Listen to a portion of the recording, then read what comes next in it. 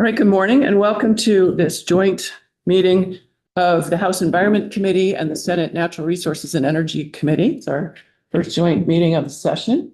I would like to take a moment to ask folks to introduce themselves, and we will start around the legislative table here with our newest member. Hi everyone, I'm Mike Boyd. I represent Hartford, Alfred, and Bridgewater. Christy Morris, I represent Springfield, and that includes North Springfield. Yep, I'm Sarita Austin. I represent Colchester 19, which is the Mallett's Bay section, and I'm also on the Colchester Planning Commission. Kate Logan, I represent Burlington, Old North End, and downtown Burlington. Terry Williams, representing Rutland District. Ann Watson, I am representing the Washington Senate District, and I'm chair of the Senate Natural Resources and Energy Committee. I'm Amy Sheldon. I represent Middlebury and I chair the House Environment Committee. And I'm Larry Labor. I represent Orleans Estes District 1. Larry Satkowitz, representative from Randolph, also representing Braintree, Brookfield, Granville, and Roxbury. Ella Chapin, I represent East Montpelier and Middlesex. Mike Taglavia, I represent Orange 1, which is Corinth, Orange, Washington, and Versio. Representative Rob North, representing Northwest Addison County, the Greater Virgins area, and I'm Act 250 alternate commissioner in Addison County. Chris Pritchard, I represent Rutland Bennington, which is Middletown Springs, Paulette Rupert Timoth, and I share wells with Patty McCoy. And I just want to acknowledge we're missing a couple of senators because they are actually at the Committee on Administrative Rules, which is running over a little bit. They're not advocating their role. Let's go around the room and start with, yeah. Thomas Weiss, Montpelier, following this, since futures, things back in 2017, but I've also been involved with a few Act 250 cases of civil engineer. And this is Patty Danville, resident. I'm the chair of the Planning Commission in Danville, and then also work with Vermont Berkeley Environment. Morning, Jamie Vidal, the new vice president for Vermont with Vermont Audubon. Hi, Peter Tucker, here with the Vermont Association of Realtors. Megan Sullivan, the vice president of government affairs for the Vermont Chamber of Commerce. Tika McGrath, intern for the Chamber of Commerce. Naomi Perry, I just started the Crafts representing. And Stanek, retired guy from Garrick City. And Ellen? I'll take out the legislative council. And Ruth? Hi, everyone. I'm Senator Ruth Hardy. I represent the Addison District. Our staff. There's Newman, Senate Natural Resources. Pat Morgan, Committee Assistant for House Environment. Great, thank you. And we'll introduce the presenters from the Land Use Review Board in just a minute. I guess, thank you all for being here. It's great to see a lot of familiar faces. It's been a journey and we're now, we are welcoming the Land Use Review Board here to get updates on Act 181 and the many tasks we have given them. I think you've all been on board for about a year now, right? And I know you've been incredibly busy and we look forward to hearing more about how it's going now. And so I think with that, maybe I'll let you introduce yourselves and we'll go right into the testimony. So I'm Janet Hurley, the chair of the Land Use Review Board. I'm Brooke Dingledine, a member of the Land Use Review Board. I'm Pete Gill, executive director of the Land Use Review Board.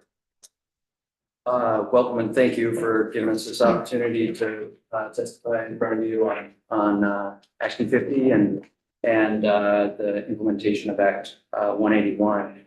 Kind of as an overview of what we're going to go through here today, I'm going to give you just a quick background on Act 250, make sure everybody's level set. I know we do this at the beginning of the year most times, and you all have gotten pretty steeped in Act 250, but just want to level set and then give a couple updates about what's been happening besides the Act 181 implementation pieces that have been ongoing as well with the program. And then I'll hand it over to Janet. She'll talk about the Act 181 implementation. We'll get into the weeds on all of that and get further into that with our most recent report on the appeals. And Brooke will take that on. We'll have plenty of time for questions as well. So with that, what is Act 250? It's a permitting system for the state of Vermont. It ensures that development is done, comprehensive review of development first before it's permitted. It requires the review of 2 sub-criteria for multiple potential impacts, right? Natural resources, historic, agricultural, transportation, government services, making sure all those things are in line before a project is approved. When does it apply? Well, it depends on the jurisdiction. So there's a number of different factors there, depending on the size, the type, the location of that proposed project. So it could be based on the number of lots, as you can see there, 10 or 6. It could be based on the size of the acreage of that parcel where they're intending to put the project, 1 acre or 10 acres. Variability there is depending on whether the municipality has zoning and subdivision bylaws. So if you have those in place, then you're a little more relaxed in terms of the jurisdictional trigger for that area. It's also another jurisdictional trigger is based on the number of units for housing units for a project. And then there's certain other jurisdictional triggers. We won't go into the details of those today, but there is a list of those as well. A couple important exemptions to note there. There is not, commercial developments for farming. Those are exempt. Logging and forestry below 2,500 feet in elevation. And then, as you are probably aware, the interim housing exemptions that went into effect is another large area of exemptions from Act 250 for those projects in those certain location-based and type-based projects. So how is the organization structured? Throughout the state, we have these 9 different districts, as you can see on the map there. It's all governed by this newly appointed as of January 1 last year, Land Use Review Board, 2 members of which we have with us today. We have a variety of expertise on that board, which is really exciting: planners, legal, natural resources, engineering, comprising that group to oversee the program, which is really exciting. These are working members that are fully engaged in the one-on-one implementation as well as the oversight of the program as a whole. What makes all this run from the permitting side? Well, it's our district commissions. That's where you have when applicants come in for the approval of their projects. They come into the district commissions for that review. These are appointed individuals throughout the state, and they're based on their particular regions. They're the ones that are reviewing and issuing those land use permits with the assistance, and very importantly, of our staff, the district coordinators, the technicians that are helping that permitting process move through in a smooth manner. The district commissions coordinators, are also responsible for determining jurisdiction. So on that previous slide, whether a project needs a Act 250 permit or it does not. Here's kind of the structure of our organization. As you can see, you've got the 4 board members on the top, along with the chair, and then the 9 different district commissions. We have kind of 3 branches or categories within our organization. We've got general counsel on the legal side. We've got 2 staff attorneys, one of which was brought through from the legislature's appropriation recently, and that's been very helpful. We just recently were able to hire that individual, so that's really great for the program. We've got 2 enforcement compliance officers and a legal services specialist.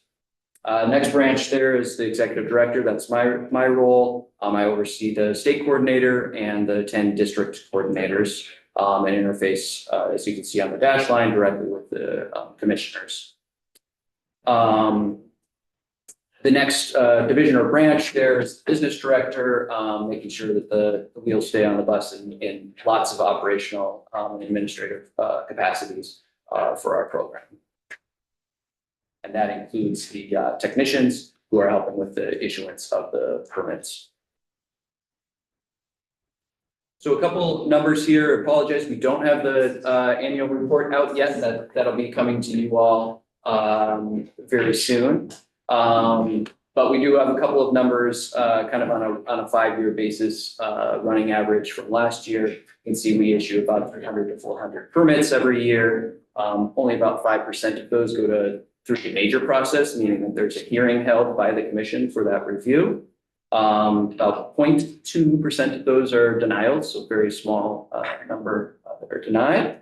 And then in terms of permitting decisions that are appealed each year, it's between 1% and 2%, so a pretty small number there, depending on the range and the year, 5 to 10 per year.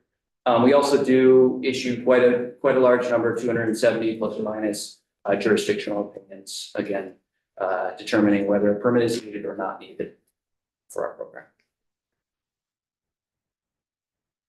So a couple of important updates. This is a slide I've been itching to get to let you know kind of what's been happening besides the 181 matters. We've been continuing on our digitalization project, so making sure that boxes, and I'm talking about 530 some odd boxes of files, paper files, tens of thousands of documents within that are being scanned and being more publicly available to project engineers, to applicants, to the public generally, to see what's happening or has happened in terms of the permitting pieces for that project. So that's really exciting. It really just is making everything more accessible, both internally for our staff as well, and most importantly, externally for the public.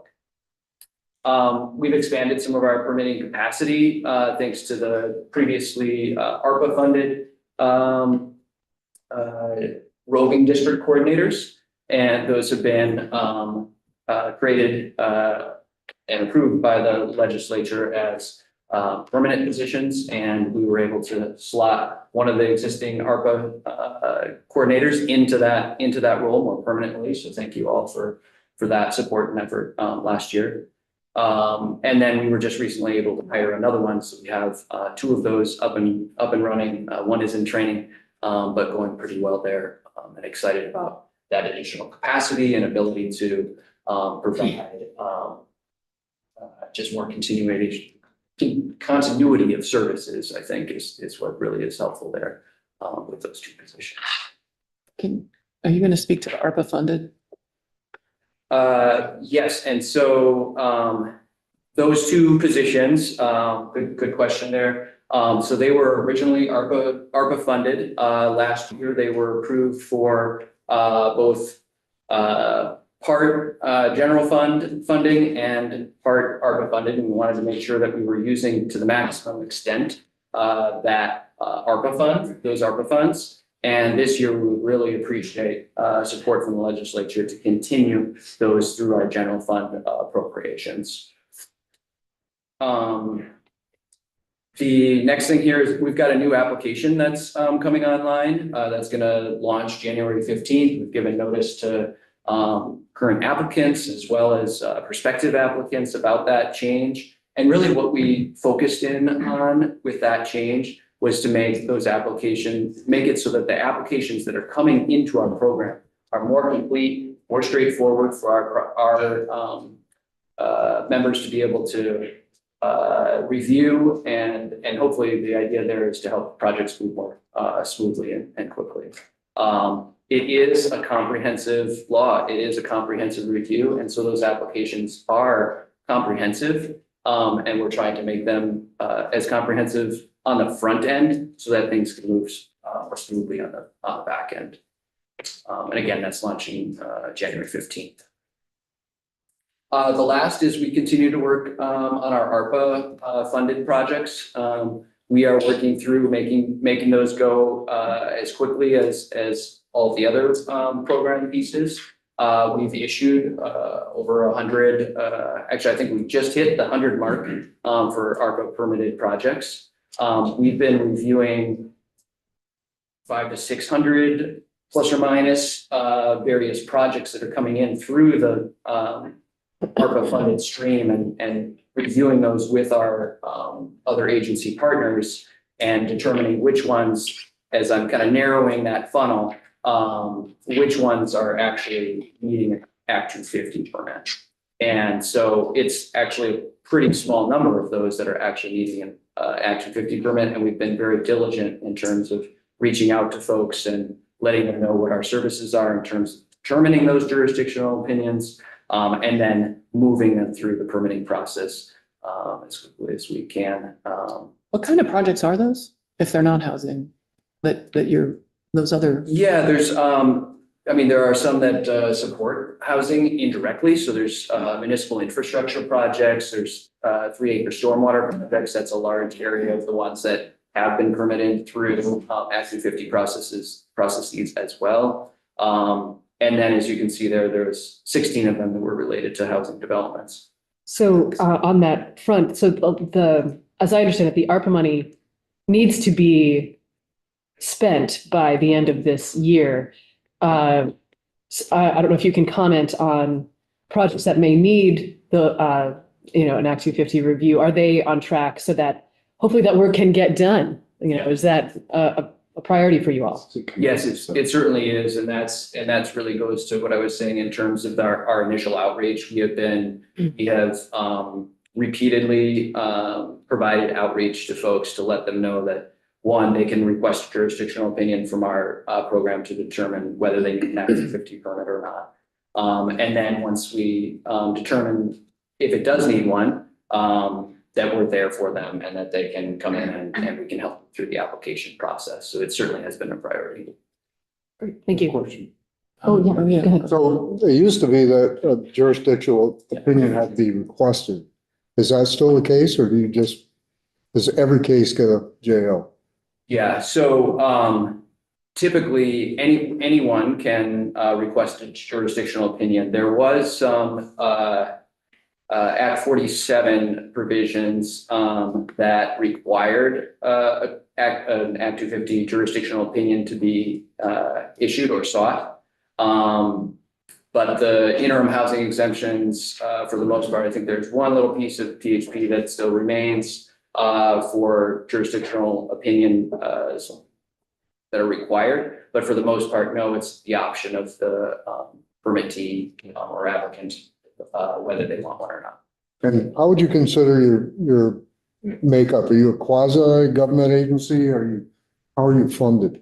Because once the ARPA money's gone, how's that fund stream going to come to you? Yeah, our funding is both general fund and special fund. Special fund is our Act 250 permit fund, and that's a much smaller portion of our overall funding stream. Thank you.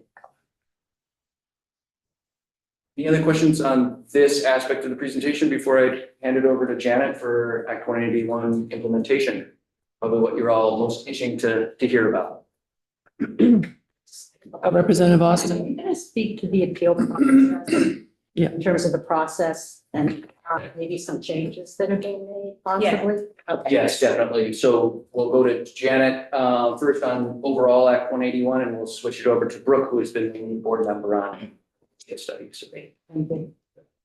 So with that, I will screens. So, and maybe go right on to the next. So the board has been busy.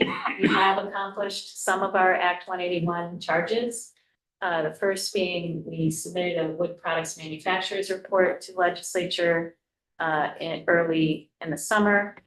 We will be discussing that with other committees of jurisdiction tomorrow. So Kirsten Sultan and I will also be presenting on that tomorrow. The appeals report we submitted this fall. Brooke will talk to you about that. And we've begun the regional plan review process. So before we were able to take in any of those applications, we had to develop guidelines.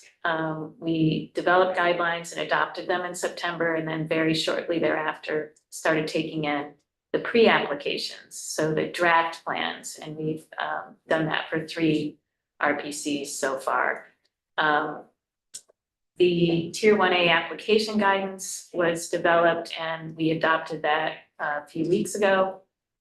And as soon as any municipality is ready to apply after their regional plan has been approved, we'll start taking in those as well. So here's the Act 181 implementation timeline, and the first three are they're sort of grayed out a little bit because we have already come to you and asked for extensions on the Tier 2 report and the Tier 3 rule submission to LCAR. Those were to be due to you in February, and we are hoping to extend that out to September 30th. The extension would not affect the implementation or the effective date of the Tier 3. We are also finding that it's very probable that we will not meet that June 15th deadline for the Criterion 8C. So I think we will be asking you formally for an extension to September 30th for that as well. And that also goes into effect December 31st. So that would also not affect the effective date of the Criterion 8C. We are working on road construction jurisdiction guidance. That new trigger would go into effect in July. And we hope to have the guidance before that. Act 181 compliant regional plans, as you know, must be adopted by all 11 regional planning commissions by the end of this year. As I said, we've looked at 3 pre-applications. We expect to continue those through the year, and the final applications will start coming to us this spring as well. There will be times during the year where we will be looking at 6 plans at once. So there's a lot of work to do in that sphere. Criterion 8C, as I said, and Tier 3 we'll be continuing to work on this year. Effective date is December 31st. Sort of tangentially, the EJ law requires, as we are a covered agency under the EJ law,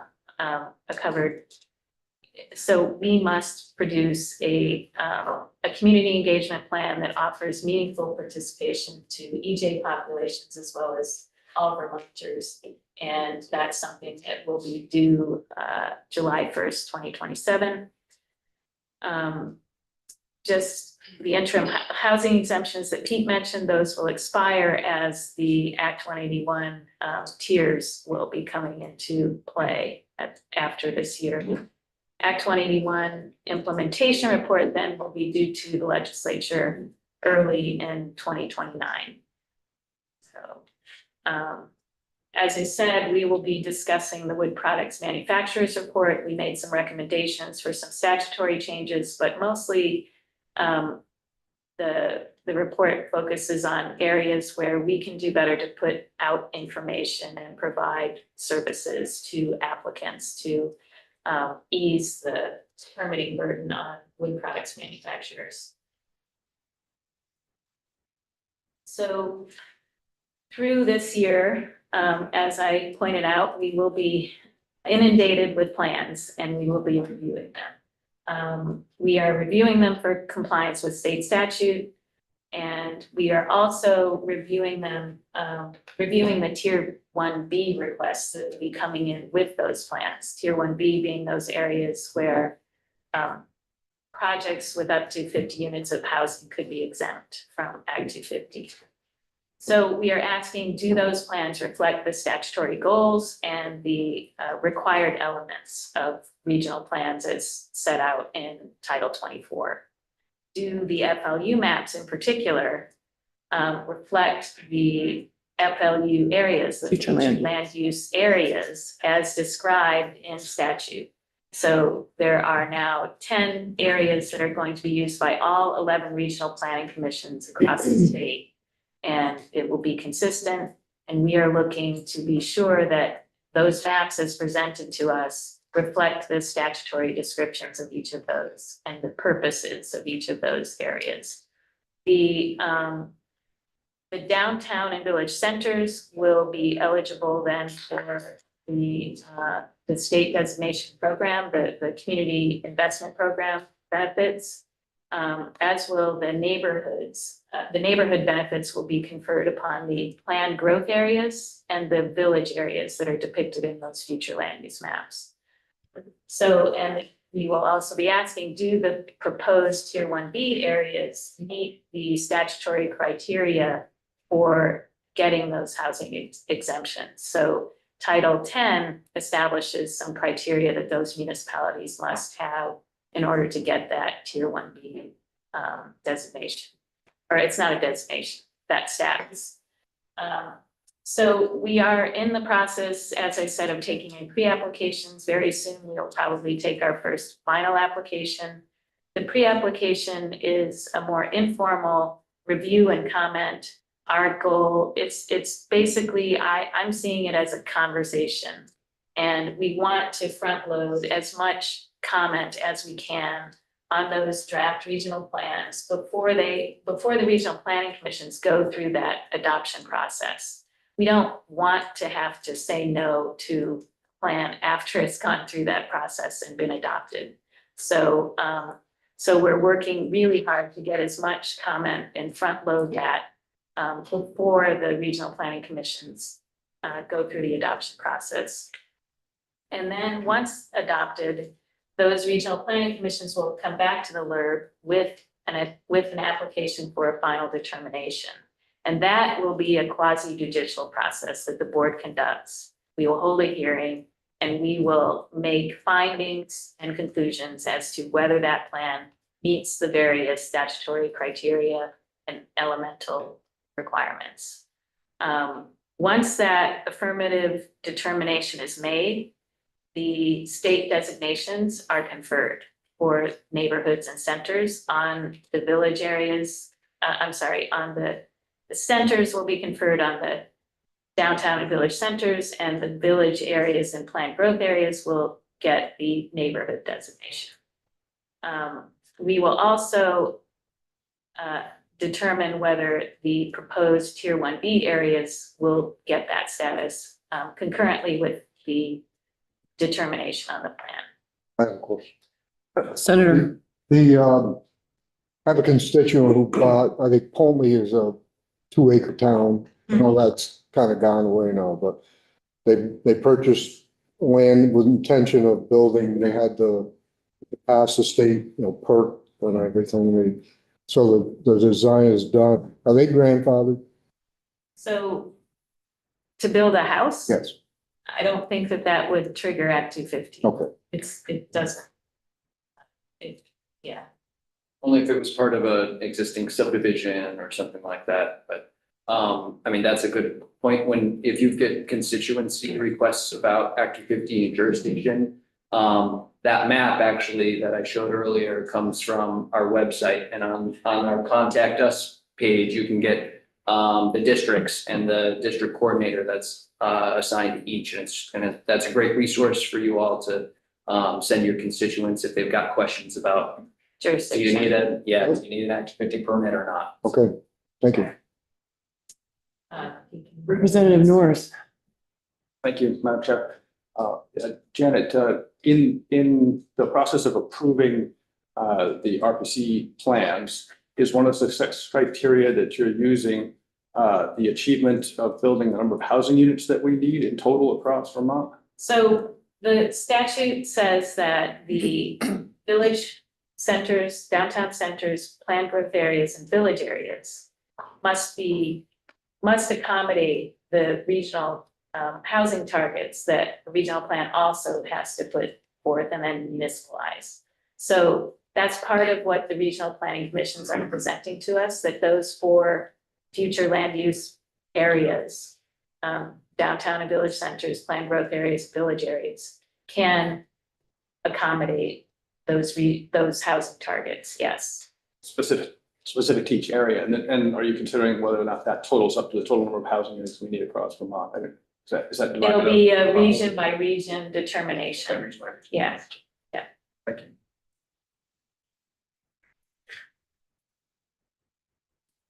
So this slide just shows a still shot of our map viewer.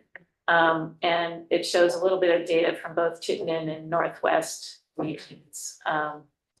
So that is a depiction of the future, the proposed future land use map from those two areas. And we are, we set up this viewer so that the digital map data can be overlaid with various other natural resource and historic and various other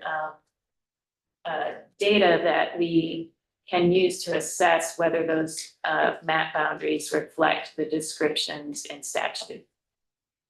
And I'll just add to really quickly, this, the ability to set this up and make this a seamless process, there was a lot of hard work that went into making that happen.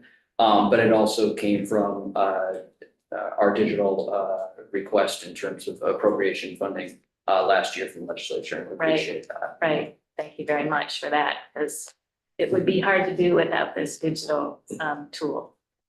So let's move on. And are there any questions about regional plan? Google Representative Logan. mapping or, Representative Logan. oh, sorry. Could you just describe what we're looking at a little bit, please? Yeah, so you are looking at the northwest, almost the northwest corner of the state. There's a little bit of Chittenden County there, Grand Isle County and Franklin County. And what you're seeing is the different colors represent the different future land use map areas as proposed by the Northwest Regional Planning Commission and Chittenden County Regional Planning Commission for the towns that are there. So I is it, think we're seeing Colchester, or we're just seeing Milton and, no, but I mean down here. Oh, So from Chittenden County, we're seeing Milton, and then above that, you'll see St. Albans. And the pink is the village area, planned growth area categories. And the darker sort of burgundy reddish are the downtown centers, village centers. I can't see the colors very well here, so. And then the yellow and the greens are the rural categories. And I can't really see any, there's some orange in Milton, I think. And that's that's enterprise area. And then there's, there are also, transition area, wait, no, the orange is transition, right? And it's lavender is Yeah, it's enterprise. the enterprise, yeah. So those are some of the future land use map categories that have been depicted so far. And what's the difference between the two different shades of green? One is basically the rural agriculture and forestry, the lighter green, and the darker green is the rural conservation. Thank you. And then the yellow is rural general. And there'll be a test later on all those colors. If you want a cheat sheet, just go to that live Yeah, link there on the bottom of your materials and you can play around. It's got the labels of each of the different colors, et cetera. All right, Representative North. oh, go ahead. So one more question on the RPC plan approval process. Do you foresee any issues in the fact that like the tier 3 rule submission, the tier 2 area report, the road rule submission, that all that's being delayed, and yet the planning commissions are required to get their plans in by the end of the year? Do you see any squashing of timeline that causing trouble for them to get their plans approved? No, because the only tier that's affected by this map are the tier 1A and B. And the decisions about those boundaries are being proposed from the municipality to the regional planning commission. Okay, so it's going the other direction, actually. And then we have to make sure that, you know, what they want reflects statute. So we're not saying you must draw your lines here on those. They are bringing those forth and we're just assessing them for conformance with statute. So hopefully everybody's informed enough that what they present to us in that final plan review, you know, we affirm conforms to the statutory restrictions for those So areas. the push out of these submission of report dates is not going to adversely. No, because those are on so the tier 2 report. So other than the tier 1A and B, which will go into effect as soon as we make any final determinations this year. And those will probably start as soon as April, May. And so region by region. I expect that Northwest Regional Planning Commission is going to come to us at the end of March with their final plan. They're going to be the first ones, we think. And so we have a certain amount of time to review that and issue that affirmative determination. And then, so those pink areas will be conferred, some of them will be, if the town opted into tier 1B, those areas will be conferred the housing exemptions right away, as soon as we make that determination. And so this will start happening across the state. And so the tier 1A will be the first tier to go into effect. Until tier 3 goes into effect on December 31st, there really isn't a tier 2 yet. Until the tier 1s are in place and the tier 3 is in place, that's what defines tier 2. So in the interim, the jurisdictional triggers are as they have been, except that the road rule will come into play in the middle of the year. So the ask to put the dates out on the tier 2 report isn't going to affect decisions made at the local level, because the boundaries of tier 2 are sort of based on those local level decisions, and tier 3, which doesn't come into effect until December 31st. Yeah. And then on top of that, the extension request that we're asking is for the submission to LCAR on that. And so the effective dates in statute, we're not asking for those to change or about. Right.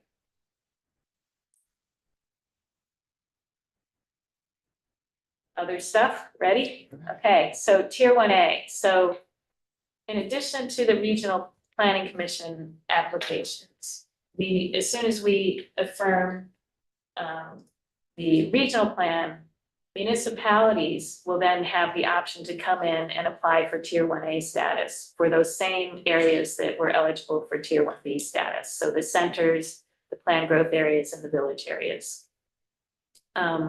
So we have adopted guidelines for those applications as required. They were due to be adopted by January 1.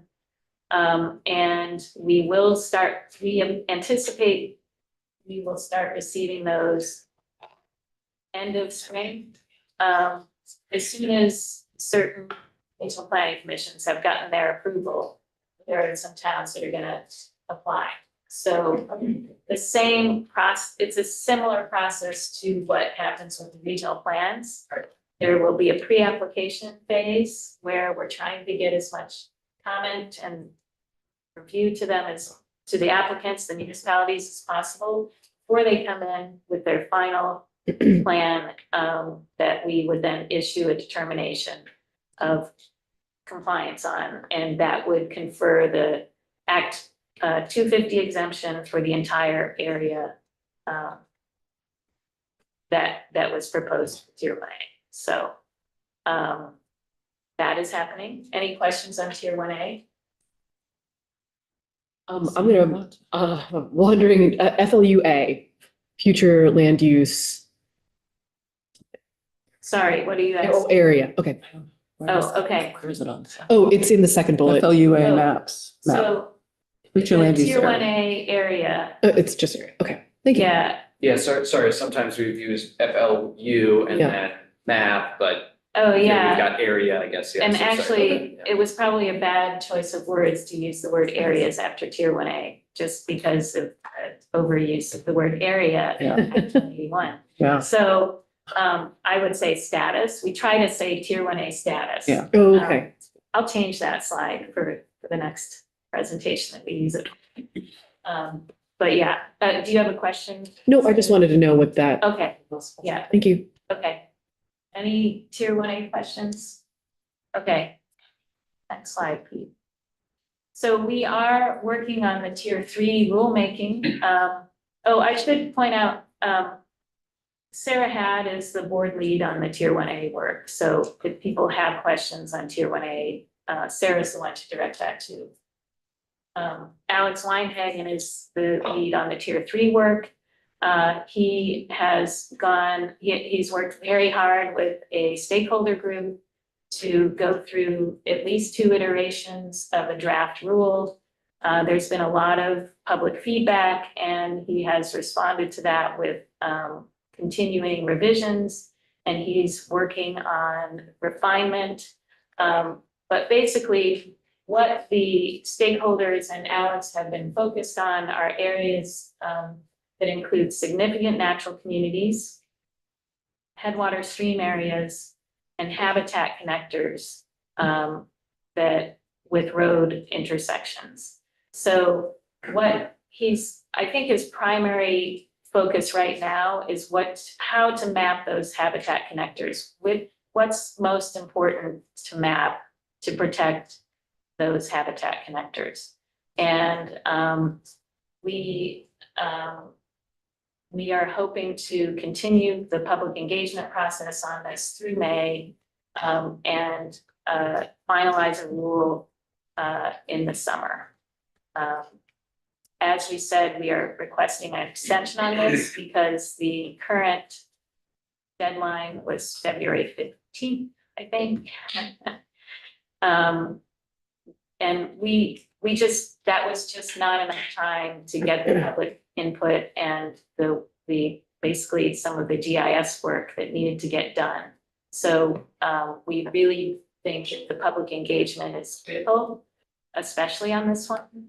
And we need that extension for that reason. So as I said, it doesn't affect the effective date of tier 3. Any tier 3 questions? Over here. Oh, yeah, Representative. Yeah, thank you. So looking at the regional map, that I'm assuming that the maps you have, it looks like 2 RPCs have submitted. So my question is. 3, but yeah. Okay, the rural conservation areas, Yeah, are those presently conserved lands or is tier 3? they have nothing to do with tier 3.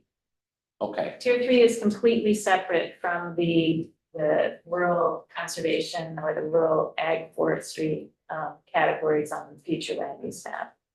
What we're looking to focus on for tier 3, after stakeholder engagement and public engagement, are these 3 categories of natural resources that are considered critical by the working group, basically. Significant natural communities, headwater stream areas, and habitat connectors that have road intersections. So it's not related to the future land use maps. It's a separate exercise. yeah, so are these lands already conserved? Yes. That's. Yeah, on the future land use.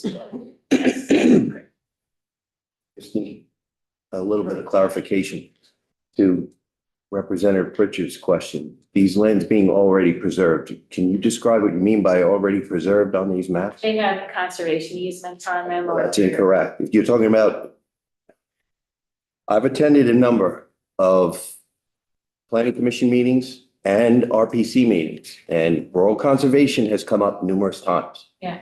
People who have no conservation easement whatsoever were using their land for either forestry or agriculture or a little bit of both. And they found their land in rural conservation, and they have questioned. First answer was, well, that's just a suggestion, which I found very offensive. Because I think this is my personal opinion, this is a way to, after it's codified, tell people that in my district and all over rural Vermont, well, since you didn't speak up at one of these planning commission meetings, you're out of luck. So one particular constituent had his land for 40 years, maintains it, best management practices for forestry and stuff. But he has not put his land into any sort of land trust or conservation, even current use. For the simple fact that it's his and his family's decision to do with their land what they please. So the statement that these are already conserved is not true. I know one of my constituents stepped up and said for the entirety of the time that parcel of land was in existence, it was used for either forestry practice, agriculture, equine uses, and everything else. And because he attended the meeting, and at first he said the map was not as interactive as it should be, but they corrected it. He would have, if he had not questioned, he would have had his land in a designation that is definitely not what's on the map. So that's what I'm hearing about not tapping the brakes on some of these things going forward is a concern of a lot of people, not only in my district, but all over rural Vermont. So I would just wish you would take that into consideration, because some of these land use designations are really worrisome to a lot of rural landowners. Understood, and that's why this is so important that the regional planning commissions are working with their municipalities, and they're getting this, this is trying to be a top, bottom to top on the future land use map. And I mean, it's maybe small consolation, but that future land use map category does not have jurisdictional implications for Act 215. And actually, I would just add that. So if there was a mistake, and that guy's property is not under some sort of conservation protections, he can bring it up and they can fix it, with a map amendment or something. Understood, but So- with respect to one of the concerns that's coming up with tier 3 and notification of landowners, if we can send out a tax bill to everybody who owes taxes, then we should be sending out some sort of a notification to everybody, even if they're not in tier 3. This is affecting everyone. And just because, it's an Act 181 and we passed it, therefore it is not a good enough explanation to a lot of people. That's all I'm saying. So I want to add, though, that folks have been in a regional plan. Their parcels, their property's been covered by a regional plan for a very long time. And in fact, this process is engaging the public more in that planning process. So whatever the previous plan in your constituents area was, they were in a land use category. They may not have known it, they may not have participated in it, but in some ways, what we want to have happen through this is getting people engaged in planning. They were already in some land use category before in their regional plan. It's just now they're working with it and they're aware of it and they're engaged. So that's an upside. I get that we're having frustrations with data or growing pains. There's going to be things along the way, but I think it's important to remember this was already going on. And one of the things that is happening for Janet right now is just that we've asked them to do a lot. And one of them is to provide consistency and structure to our regional planning processes that didn't exist before and oversight of that. And we hope engagement of people in that so that they're aware of what, they can be involved in the plans for their towns and their properties. Right, and there continues to be this worry about that conservation category or being tier 3, and they don't really have anything to do with each other. So the tier 3, as you see here, is about significant critical resources that have been mapped, and it doesn't have anything to do with the conservation status of property. So this is what probably people should be more concerned about, not whether their land is in that future land use category that doesn't have jurisdictional implications. This is the one that has jurisdictional implications, and this is the one that I think people are worried about. And that's why we're asking, that's part of why we're asking for this extension, because we do want as much public input on this as possible. And we want it to reflect statute, which requires that we look at it in terms of equitability across the state.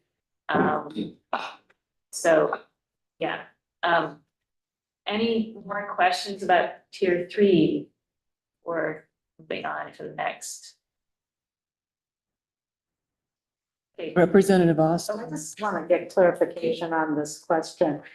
Does this mean that a person who is a private landowner who owns and maybe has had it in conservation for 20 or 30 years cannot do what they want with their land because of conservation category? No, there's, as I said, there are no jurisdictional implications for regulatory measures because of those future land use map categories in the rural districts. Be clear on that. You know, what they're about are, you know, just looking at lands that do have conservation measures on them.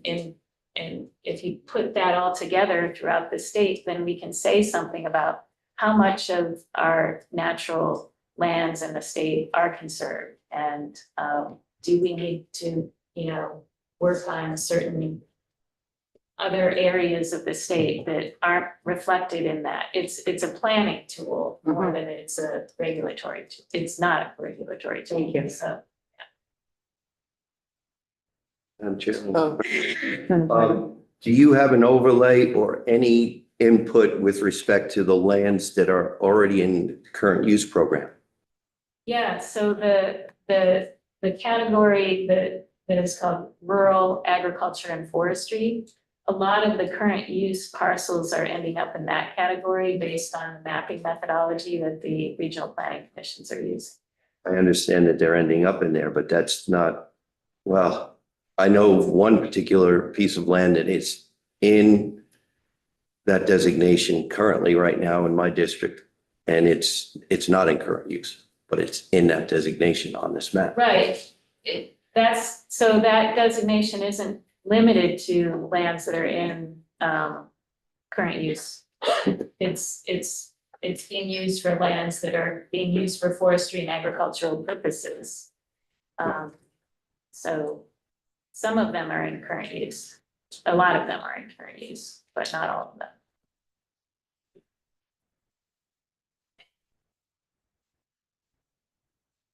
Okay, Pete. Okay, so here's the tier 2 report. What do we need to do with that report?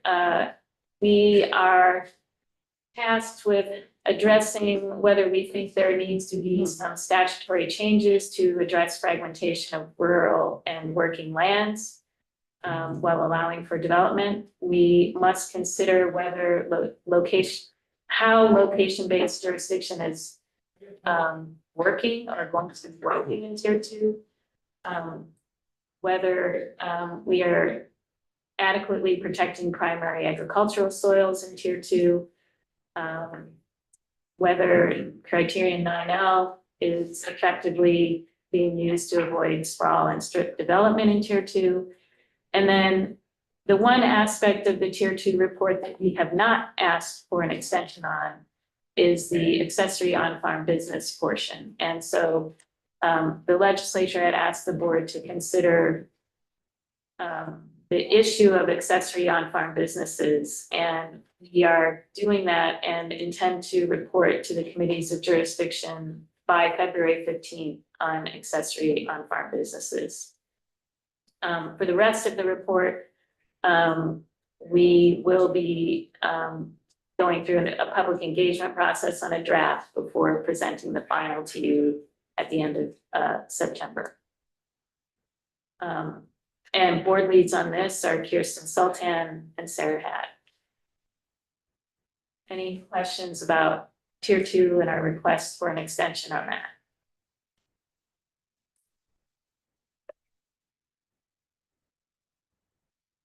So We're good. Senator Bonga. just to make, so 9L would, if you extend till September 30th, 9L would be supposed to be in effect by when? 9L is in effect. Okay. Currently. Okay. It's Okay. 8C Yeah, that okay. is not. Okay. Yeah. And the report will be looking at a review of 9L and how that's functioning and working. Right, right. In this context. And so another Act 181 component was the road construction jurisdictional trigger.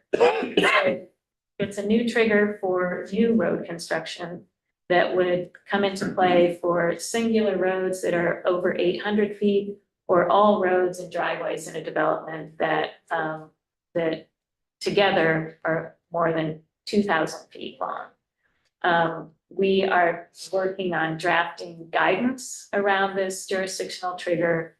The purpose of that and statute, the guidance will be furthering that they'll focus on furthering that purpose that is established in statute, and that is to avoid sprawl and fragmentation in tier 2 and 3 areas, basically.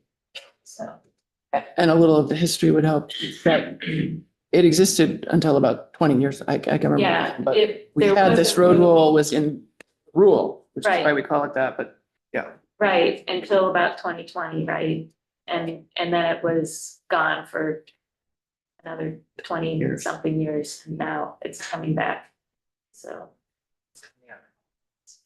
Until 2005, so it was in effect for 25 years, then it was out of effect for 20 years, now it's going back in. The board leads on developing this guidance around the the jurisdictional trigger for roads are Kirsten Sultan and Sarah Hatt again, so.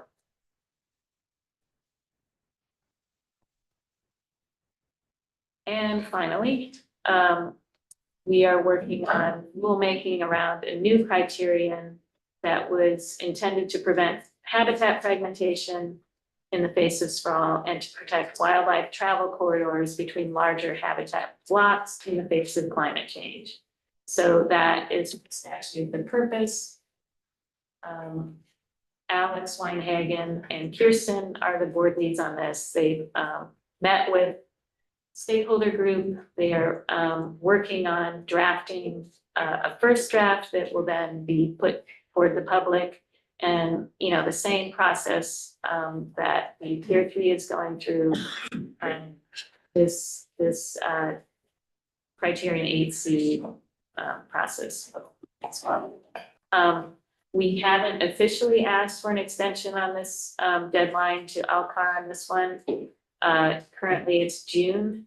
We are going to be sending a memo to you asking for an extension on this to the September 30th date as well.